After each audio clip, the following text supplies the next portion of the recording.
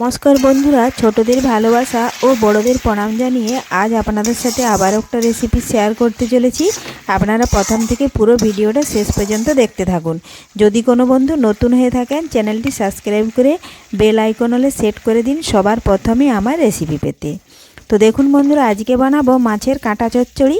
তার জন্য দেখুন কাতলা মাছের মাথা আমি নিয়েছি আর লবণ হলুদ মাখিয়ে নিয়েছি। এই দেখুন এখন তেলের মধ্যে দিয়ে দিলাম। এই দেখুন দুটো মাথা নিয়েছি, মাথাগুলো উল্টে পাল্টে ভালোভাবে ভেজে নেব। আপনারা প্রথম থেকে পুরো ভিডিওটা স্টেপ বাই স্টেপ দেখতে থাকুন। তো এক পাশ ভাজা হয়ে গেলেই আমি আর এক পাশ দেখুন মাছের মাথাগুলো উল্টে নেব।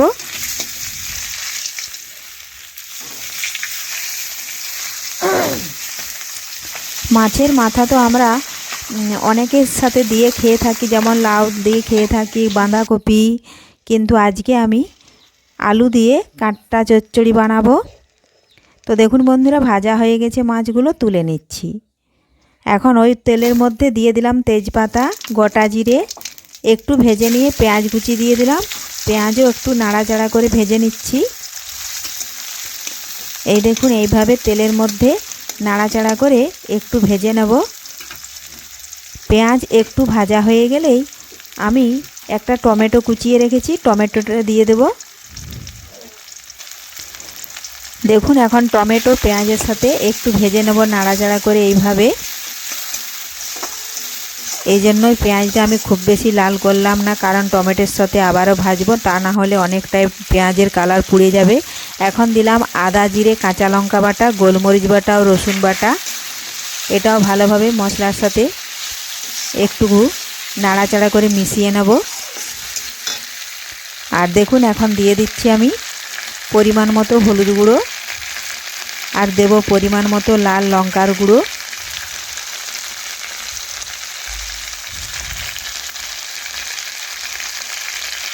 ভালোভাবে নাড়াচাড়া করে মিশিয়ে নেব হলুদ ও লঙ্কা গুঁড়ো।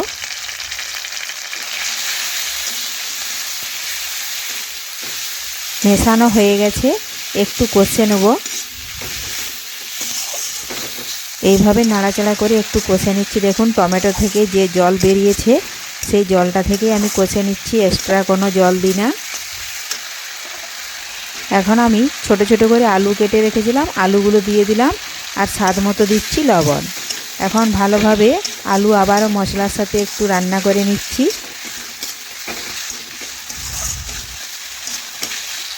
দেখুন বন্ধুরা, আলুগুলো আমি রান্না করে নিলাম অনেকক্ষণ। এখন আমি আগে থেকে যে মাছের মাথা ভেজে রেখেছিলাম সেই মাথাগুলো এখন দিয়ে দিচ্ছি এর মধ্যে। আমি এখানে গোটা মাথাগুলোই দেখুন দিচ্ছি, আর খুরপি দিয়ে এই কড়ার মধ্যে দেখুন আমি একটু ছোট ছোট এইভাবে কেটে নিচ্ছি। আপনারা পারলে আগে থেকেও হাত দিয়ে ভেঙে নিতে পারেন।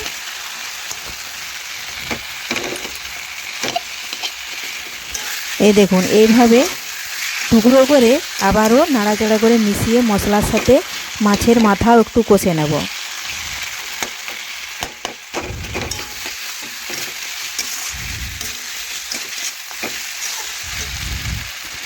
দেখুন বন্ধুরা, কষানো হয়ে গেছে। এখন আমি পরিমাণ মতো একটু জল দিয়ে দেব। জল দিয়ে আমি কিছুক্ষণের জন্য ঢাকা দিয়ে রেখে দেবো, তাহলে আলু আর মশলা ভালোভাবে কষানো হয়ে যাবে, আলু অনেকটাই সেদ্ধ হয়ে যাবে। তো দেখুন বন্ধুরা, ফিরে এলাম আমি 2 থেকে 3 মিনিট পর। দেখুন জল অনেকটাই আছে। এই দেখুন এইভাবে হালকা আঁচে আর একটু নাড়াচাড়া করে মিশিয়ে নিলে তৈরি হয়ে গেল আলু দিয়ে মাছের কাঁটা চচ্চড়ি। রেসিপিটা খুবই সহজ বানানো, একবার বানিয়ে দেখুন বাড়িতে, খেতে হেভি টেস্ট। ভিডিওটি ভালো লাগলে লাইক শেয়ার কমেন্ট করতে ভুলবেন না।